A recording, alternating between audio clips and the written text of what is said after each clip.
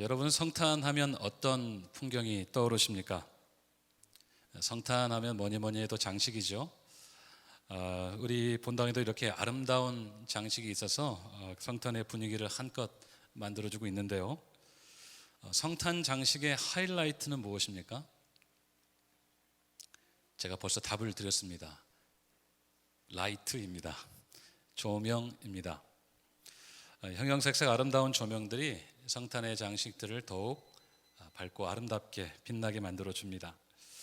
제가 하와이에 이사 오면서 궁금했던 것 중에 하나는 하와이의 성탄 풍경이었습니다. 겨울에도 전혀 안 추우니까 아마 성탄 분위기가 안 날 거야, 이렇게 생각하면서 왔어요. 성탄 장식도 별로 없을 것 같고 하면서 왔습니다. 캐롤송은 너무 안 어울릴 것 같다, 흰눈 사이로 이건 전혀 안 어울릴 것 같다 이러면서 왔습니다. 그런데 웬걸요, 막상 와서 보니까 성탄 장식이 그렇게 많이 있는 것을 보았습니다.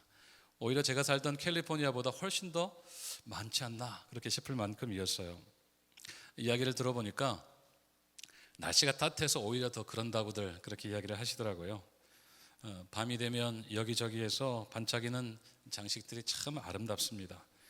거기에다가 마이클 부블레 같은 사람들이 감미로운 캐롤을 이렇게 불러주면 성탄의 분위기는 뭐 더할 나위가 없이 좋게 됩니다. 은은하게 비치는 성탄 빛이 우리의 마음을 따뜻하게 해줍니다. 오늘은 이 빛에 대해서 이야기를 하려고 합니다. 사실 이 빛은 동서고금을 막론하고 많은 사람들의 관심사였습니다. 빛이 가지고 있는 유익 때문인데요. 우리가 잘 아는 이 상대성 이론으로 유명한 천재 물리학자 아인슈타인이 그의 나이가 40을 바라볼 때 이런 말을 했던 적이 있습니다.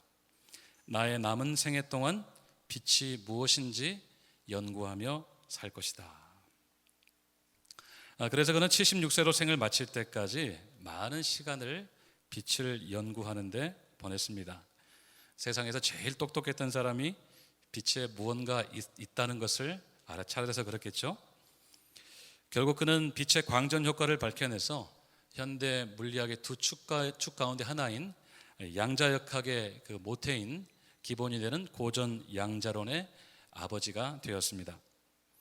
아인슈타인 이후로도 이 빛에 대한 연구는 여전히 진행 중에 있는 것을 우리가 잘 알 수 있습니다. 꼭 그런 과학적인 관심뿐만 아니라 이 빛은 종교, 시와 문학, 언어 그리고 문화를 아우르는 주제가 되어 왔습니다. 인터넷 검색을 해보시면 이 빛을 주제로 한 책들이 수없이 많이 쏟아지는 것을 쉽게 확인해 볼 수가 있습니다. 그런데 이 빛이 결정적으로 관심을 끌 수밖에 없는 이유는 이 빛이 생명과 연관되어 있기 때문입니다. 모든 이 생명체가 유지되려면 에너지원이 필요한데요, 가장 근본적인 에너지원이 바로 빛입니다. 뒤에서 좀 더 말씀을 드리겠습니다만은 우리가 날마다 먹는 음식을 생각해 보면 금방 알 수가 있습니다. 빛이 없으면 음식도 없고 우리는 생명을 유지할 수 없습니다. 빛은 곧 생명입니다.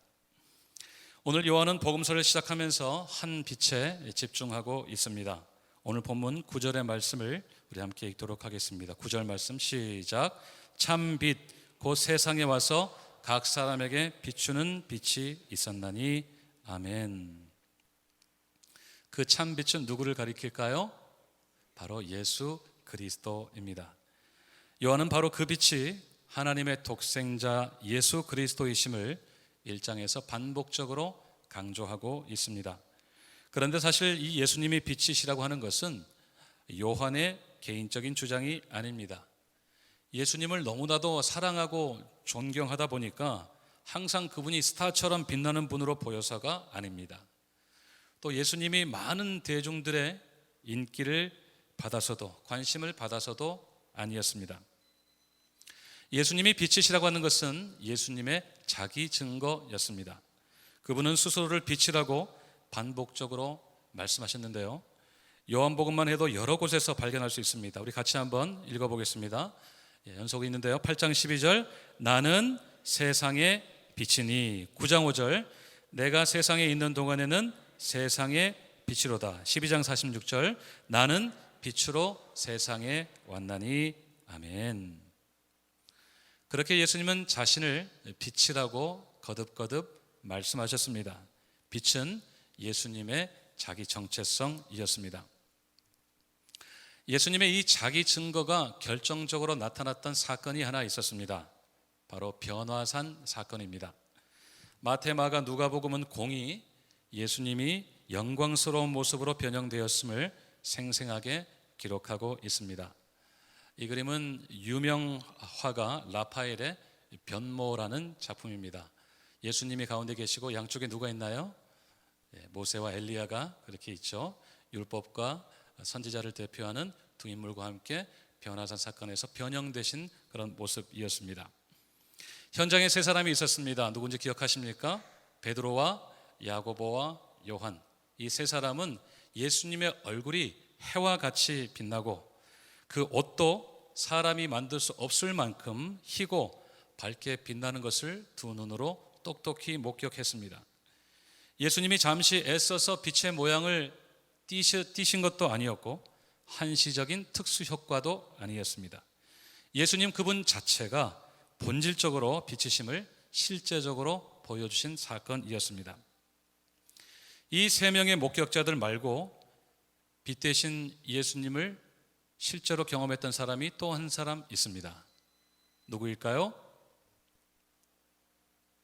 다 아시는데 대답을 안 하시는 거죠? 바로 사도 바울입니다. 다메섹에 사는 그리스도인들을 붙잡으려고 혈기가 등등해서 그렇게 씩씩거리며 갔던 그를 우리 주님이 만나 주셨습니다. 사울아 사울아 내가 어찌하여 나를 박해하느냐? 나는 내가 박해하는 예수라. 예수님이 그를 만나 주셨습니다. 그런데 그 예수님이 어떤 모습으로 바울에게 나타났습니까? 하늘로부터 빛의 모습으로 그에게 나타나셨습니다. 또 사도행전 22장을 보시면 큰 빛으로 이렇게 묘사하고 있고요. 26장에서는 해보다 더 밝은 빛으로 예수님을 묘사하고 있습니다. 바울은 그 빛의 실체이신 예수님을 만났고 그 빛에 눈이 멀었다가 아나니아의 안수를 통해서 다시 눈이 뜨게 돼서 볼 수 있게 되었습니다. 그리고 그는 이방의 빛으로 세움을 받아서 순교하는 그 순간까지 참 빛이신 예수 그리스도를 증거하는 사람이 되었습니다. 결국 예수님이 이 땅에 오셨다는 것은 빛으로 오셨다는 표현보다도 빛이신 예수님이 오셨다는 표현이 더 정확한 표현이 될 것입니다. 그런데요, 오늘 요한은 빛이신 예수 그리스도를 소개하면서 1절에서는 말씀이라고 했고 말씀이신 예수님이 곧 하나님이시라고 했습니다.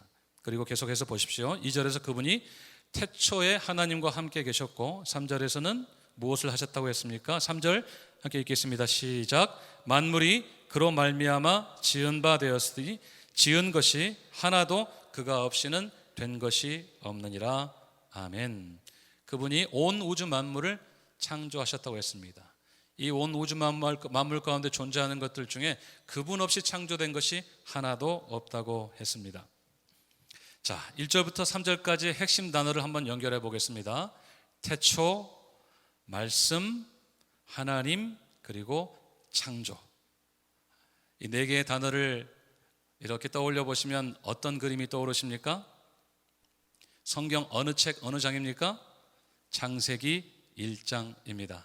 태초에 하나님이 천지를 창조하셨던 그 순간을 지금 요한은 떠올리고 있었던 것입니다. 창세기 1장으로 잠시 시간 여행을 해보겠습니다.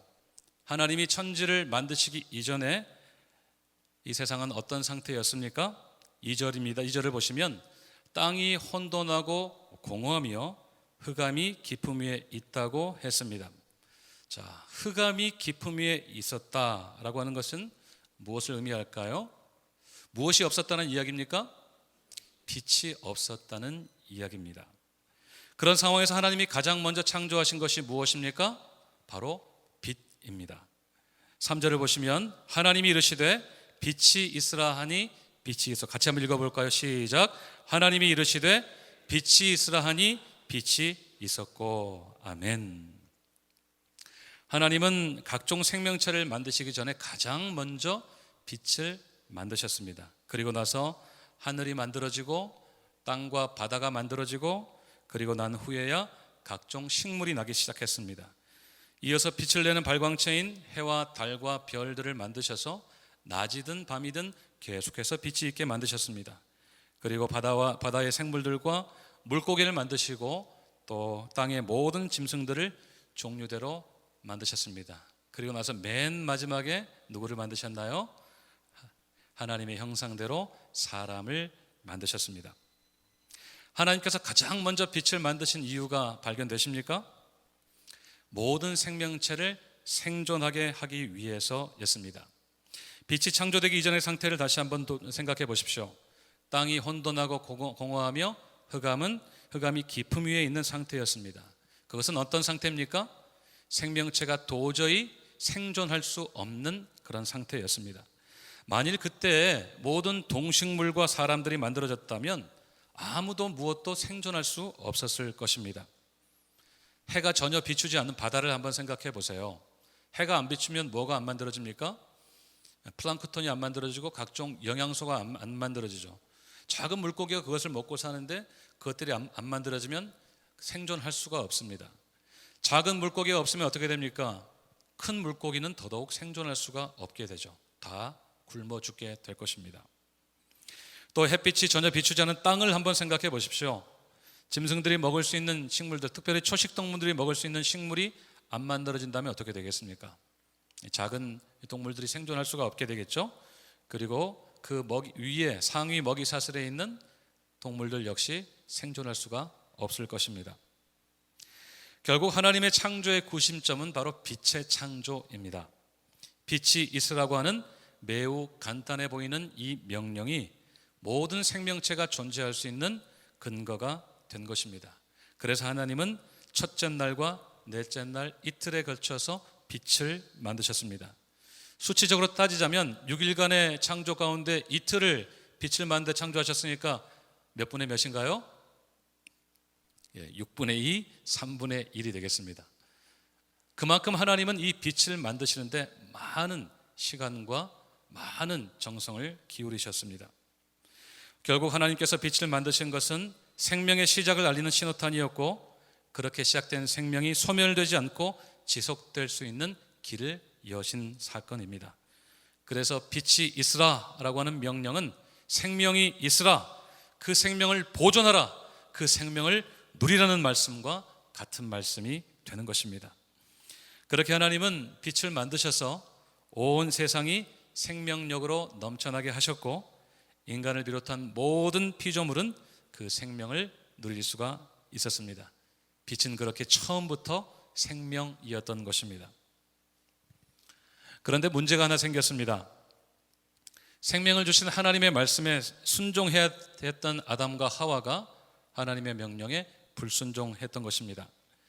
뱀의 유혹에 넘어가서 하나님께서 먹지 말라고 하신 선악과를 따먹고 말았습니다.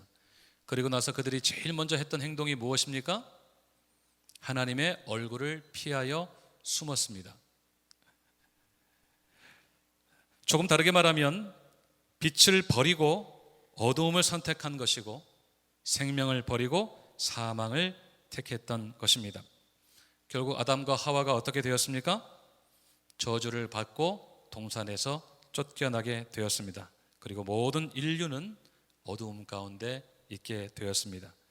온 천지에 충만했던 생명의 기운이 다 사라지고 사망의 어두운 기운이 온 세상을 뒤덮어 버린 것입니다. 그 찬란하고 영광스러웠던 생명의 빛이 다 사그러져 버린 것입니다. 그렇게 온 세상은 어두움으로 가득하게 되었습니다. 오늘 본문은 거기에서 시작합니다. 그런 칠흑 같은 어둠 속에서 요한은 한 빛을 목격했습니다. 9절입니다. 참빛 곧 세상에 와서 각 사람에게 비추는 빛이 있었나니 아멘. 요한은 그 빛이 바로 예수님이신 것을 대번에 알아차렸습니다. 칠흑같이 같은 어둠 속에서 밝게 빛나던 그 빛이 사람에게서 나오는 빛과는 확연히 달랐기 때문입니다. 그 빛은 6절 이하의 기록대로 하나님께서 보내신 사람 세례 요한이 빈들에서 외치며 증거했던 바로 그 빛이었던 것을 요한은 발견했던 것입니다. 그래서 요한은 예수님을 빛이라고 부르는데 어떤 빛이라고 불렀습니까? 참 빛이라고 불렀습니다. The true light, 참 빛이라고 불렀습니다. 죄악으로 암흑천지가 되어버린 세상에 사망 권세에 붙잡혀있던 모든 사람들에게 생명의 빛이 다시 비추기 시작한 것입니다. 창세기 1장의 빛이 생명의 시작을 알리는 창조의 서막이었다고 한다면 요한복음 1장의 빛은 죄로 인해 망가져버린 인생을 다시 창조하시는 재창조의 신호탄이었던 것입니다. 그래서 요한은 예수님을 그냥 빛이 아니라 참 빛이다, 그렇게 불렀던 것이죠. 참 빛이신 예수님의 오심은 우리가 다시 살 길이 열렸다고 하는 선명한 메시지인 것입니다. 영원히 끝나지 않을 것 같은 어둠 속에 있던 우리에게 한 줄기 생명의 빛이 강하고 선명하게 비치기 시작했던 것입니다. 그 빛을 발견한 요한이 얼마나 흥분했을까요? 와, 우리가 다시 살 수 있구나. 더 이상 어둠 속에 헤매지 않아도 되겠구나. 이제는 그 생명을 마음껏 누리면서 살 수 있겠구나. 그렇게 생각하게 되었을 것입니다. 그 요한의 흥분이 4절에 고스란히 담겨 있습니다. 4절 읽겠습니다. 시작. 그 안에 생명이 있었으니 이 생명은 사람들의 빛이라. 아멘. 요한은 그 빛이신 예수님 안에 생명이 있음을 발견했습니다. 그리고 그 빛은 세상에 와서 각 사람에게 비추는 빛이라고 했습니다. 그래서 누구든지 그 빛을 받아들이면 예수님의 생명이 그 사람의 생명이 되는 것입니다. 그래서 요한은 예수님께서 자신을 빛이라고 말씀하실 때마다 빼놓지 않고 꼭 기록을 했습니다. 요한복음 8장 12절을 보십시오. 나는 세상의 빛이니 나를 따르는 자는 어둠에 다니지 아니하고 생명의 빛을 얻으리라. 아멘. 예수님이 세상의 빛이시기 때문에 예수님을 믿고 따르면 더 이상 어디에 있지 않아요? 어둠에 있지 않고 생명의 빛을 얻는다고 했습니다. 또 요한복음 12장 36절을 보십시오. 너희에게 아직 빛이 있을 동안에 빛을 믿으라. 그리하면 빛의 아들이 되리라 하셨습니다. 빛이신 예수님을 믿으면 어떻게 된다고요? 빛의 자녀가 된다는 것입니다. 또 46절에서 이렇게 말씀하셨어요. 나는 빛으로 세상에 왔나니 무릇 나를 믿는 자로 어둠에 거하지 않게 하려 함이로다. 아멘. 우리가 예수님을 믿는 순간에 이 모든 일들이 일어난 것을 꼭 믿으시기를 바랍니다. 요한이 결국 말하고 싶었던 메시지가 바로 그겁니다. 우리 12절 말씀을, 우리 본문 12절입니다. 시작. 영접하는 자 곧 그 이름을 믿는 자들에게는 하나님의 자녀가 되는 권세를 주셨으니. 아멘. 빛이신 예수님을 믿고 영접하면 뭐가 된다고 했습니까? 하나님의 자녀가 된다고 했습니다. 범죄하여 빛을 잃어버린 우리가 다시 그 빛을 회복하고 하나님의 영광에 다시 참여할 수 있게 된다는 말씀입니다. 그리고 영원한 생명을 누릴 수 있게 된다는 것입니다. 그것이 바로 자녀에게만 주시는 권세이기 때문입니다. 지금 요한의 감격은 절정에 달하고 있습니다. 그는 복음서를 시작하자마자 주체할 수 없는 감격을 쏟아내고 있었습니다. 아니, 그 감격 때문에 복음서를 기록하지 않을 수 없었을 것입니다. 그 빛을 맛본 사람으로서, 그리고 그 빛이 모든 사람을 위한 생명의 비침을 알리고 싶어서 견딜 수 없는 마음으로 복음서를 적어가고 있었던 것입니다. 참 빛이신 예수님을 믿고 영접하기만 하면 반드시 살 수 있습니다. 하나님의 자녀가 되는 권세를 주십니다. 영원한 생명을 주십니다. 잃어버린 하나님의 영광을 다시 누릴 수 있습니다. 요한은 그렇게 외치고 있었던 것입니다. 우리에게도 동일한 감격이 있으시기를 우리 주님의 이름으로 축원드립니다. 우리가 이 세상에서 누릴 수 있는 가장 큰 복은 참 빛이신 예수님이십니다. 우리가 다시 살 수 있다면 그것보다 더 큰 선물이 어디에 있습니까? 우리가 영원히 살 수 있다면 그것보다 더 위대한 선물이 어디에 있습니까? 그래서 그분은 우리가 받을 수 있는 가장 크고 위대한 성탄의 선물인 것입니다. 우리가 바로 그 성탄의 선물을 받은 사람인 것을 꼭 마음으로 믿으시기를 바랍니다. 이것이 우리가 이 성탄의 계절에 기뻐하고 또 기뻐하고 또 기뻐할 수 있는 유일한 이유인 것입니다. 그런데 여전히 많은 사람들이 그 빛을 싫어합니다. 창조주실 뿐만 아니라 참 빛이신 예수님이 이 세상에 오셔서 모든 사람에게 비치는 빛이 되셨지만 사람들은 예수님을 알지 못하였고 영접하지도 않았습니다. 5절과 10절 그리고 11절을 계속 보십시오. 참 빛이 비치는데도 어둠이 깨닫지를 못했습니다. 그 빛이 이미 세상에 계셨음에도 세상이 알지 못했고 자기 백성들에게 오셨는데도 그들은 예수님을 영접하지 않았습니다. 지금도 많은 사람들이 예수님께서 자신을 만드신 분이신지도 또 자신에게 빛을 비추셔서 생명을 주시는 것도 모르고 예수님을 영접하지 않으려고 합니다. 오히려 사람들은 빛보다 더 어둠을 좋아합니다. 그리고 빛을 미워하기까지 합니다. 이유가 무엇일까요? 요한복음 3장 19절 이하를 보시면 자기들의 행위가 악하기 때문에 빛보다 어둠을 더 사랑한다고 했습니다. 그러니까 쉽게 말하면 자기의 악한 행위가 들킬까 봐, 드러날까 봐, 탈로 날까 봐 그렇게 빛을 미워하고 빛으로 가까이 오려고 하지 않는다는 것입니다. 마치 에덴 동산의 아담과 하와가 범죄한 후에 하나님의 낯을 피해서 어둠 속으로 자신을 숨겼던 것처럼 말입니다. 서두에 잠시 말씀드렸던 알버트 아인슈타인은 예수님을 믿지 않는 사람이었습니다. 철학적으로 종교적으로 그는 불가지론을 믿는 사람이었습니다. 그러니까 존재적이든지 신의 어떤 종교적인 영역이든지 사람이 그 본질을 알 수 없다는 것을 따르는 사람이었어요. 그래서 그는 이런 말을 했습니다.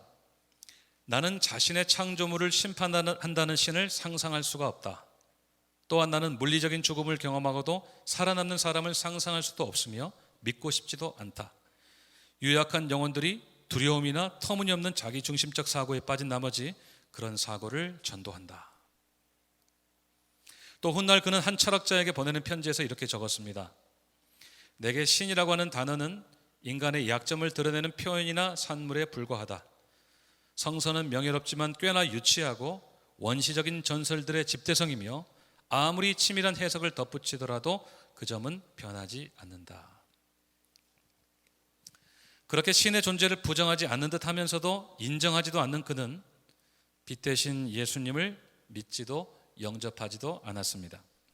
자신의 생애를 빛이 무엇인가를 연구하는 데 바치겠다고 했으면서도 참 빛이 되시는 참 빛이신 예수님을 알려고 하지 않았던 것입니다. 물리적인 빛에 대해서는 많은 연구와 업적을 이루어냈지만 안타깝게도 정작 자신의 영혼을 살릴 수 있는 참 빛에 대해서는 거부했던 것입니다. 결국 그는 훗날에 이렇게 말했다고 합니다. 지난 50년 동안 곱씹어 고민해 왔음에도 빛이란 무엇인가에 대한 답에 더 가까이 다가서지 못했다. 물론 장난치기 좋아하는 사람들은 답을 안다고 생각하겠지만 그들은 자신을 속이고 있는 것이다. 아무리 빛을 연구하려고 했지만 그 빛의 진정한 실체에 다가서지 못했기 때문에 했던 고백이 아닐까 싶습니다. 빛에 대한 물리적인 연구가 자신의 기대에 미치지 못했다는 그런 의미였겠지만 그것이 영적인 말로 들리는 것은 그가 끝까지 빛을 거부했기 때문이었을 것입니다. 오늘 또 우리 주변에는 또 다른 아인슈타인들이 있습니다. 참 빛을 찾고 싶어 하면서도 여전히 어둠 속에 있는 분들입니다. 그런 분들에게 우리가 어떻게 해야 되겠습니까? 어떻게 하면 참 빛이신 예수 그리스도가 그들에게도 성탄의 선물이 될 수 있게 할 수 있습니까? 다른 것이 없습니다. 빛의 자녀인 우리가 빛의 자녀인 삶을, 빛의 자녀답게 사는 삶을 보여주는 것밖에 없습니다. 빛의 자녀다운 삶이 무엇입니까? 에베소서 5장 8절과 9절을 읽겠습니다. 시작. 너희가 전에는 어둠이더니 이제는 주 안에서 빛이라. 빛의 자녀들처럼 행하라. 빛의 열매는 모든 착함과 의로움과 진실함에 있느니라. 아멘. 주 안에서 빛의 자녀가 된 우리는 착함과 의로움과 진실함의 열매를 맺을 수 있어야 합니다. 무언과 구별되고 무언가 다른 모습을 아직도 어두움 가운데 있는 사람들에게 보여줄 수 있어야 합니다. 그래야 그들이 빛에 관심을 가지게 됩니다. 빛을 미워하는 사람들의 마음까지도 움직일 수가 있습니다. 물론 궁극적으로 그 일은 성령 하나님께서 하시는 일이지만 성령 하나님의 역사는 언제나 빛의 자녀인 우리를 통해 일어난다는 것을 우리가 꼭 기억할 필요가 있습니다. 우리가 빛다운 삶을 살아갈 때 착함과 의로움과 진실함이 우리의 별명이 될 때 그들은 그 빛에 무언가 좋은 것이 있음을 직감적으로 알게 될 것입니다. 그들이 그렇게 찾고 싶어 했던, 어둠 속에 묻혀있는 그들이 정말 찾고 싶어 했던 참 빛이 무엇인가를 그렇게 어렴풋이나마 발견할 수 있게 될 것입니다. 그리고 언젠가 그 빛이 영원한 생명인 것도 알게 되고 그 생명이 바로 참 빛이신 예수 그리스도인 것도 알게 될 것입니다. 그리고 그 안에 있는 영원한 생명도 누릴 수 있게 될 것입니다. 그들은 그제서야 이 세상에서 가장 크고 위대한 선물이 바로 참 빛이신 예수 그리스도이신 것을 발견하게 될 것입니다. 이 성탄의 계절이 우리만 기뻐하고 즐거워하는 계절이 아니라 모든 사람들의 빛이 되시기 위해서 이 땅에 오신 예수님을 전하고 알려서 그들도 함께 빛 가운데서 기뻐하는 이 계절이 되기를 소원합니다. 그래서 더더욱 풍성한 성탄의 계절이 되기를 소원합니다. 아직도 믿지 않는 우리의 가족들에게 또 우리 주변의 많은 분들에게 예수님을 선물하는 이 성탄의 계절이 되시기를 우리 주님의 이름으로 축원드립니다. 말씀을 맺겠습니다. 오늘 또 이 성탄의 조명은 아름답게 빛이 납니다. 어둠이 짙을수록 더 밝고 더 환하게 빛이 납니다. 그 빛을 볼 때마다 우리 꼭 기억합시다. 이 땅에 오신 참 빛이신 예수 그리스도, 그분으로 인해 기뻐하는 우리의 삶이 되기를 소원합니다. 어둠이 있던 우리를 빛으로 불러주신 그 감격이 회복되는 이 계절이 되기를 소원합니다. 망가져버린 우리 인생에 빛으로 찾아오신 주님이 우리의 영원한 소망이 되시기를 바랍니다. 참 빛을 발견한 주체할 수 없는 감격 가운데 있었던 요한의 그 감격이 우리의 감격이 되기를 소원합니다.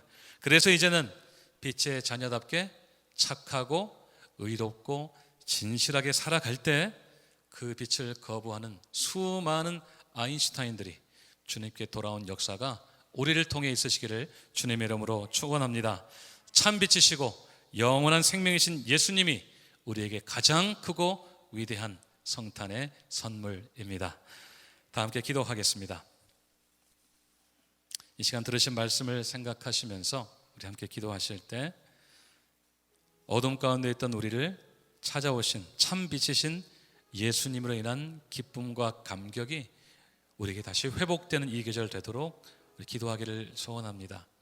저 빛을 바라볼 때마다, 화려하고 아름다운 저 빛을 바라볼 때마다 참 빛으로 오셔서 어둠 가운데 있는 나를 다시 살려주시고 영원한 생명을 주신 주님으로 인한 기쁨과 감격이, 그 영원에 주체할 수 없는 감격이 회복되는 이 계절이 되도록 우리 한번 간절히 기도했으면 좋겠습니다. Let us pray for our faith to believe in the Jesus who is the light of the life, giving us an eternal life.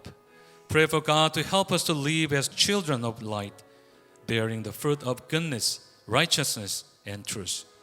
Also pray for people around us so they may also accept Jesus as their true light who gives eternal life. Let's pray. 함께 기도하겠습니다.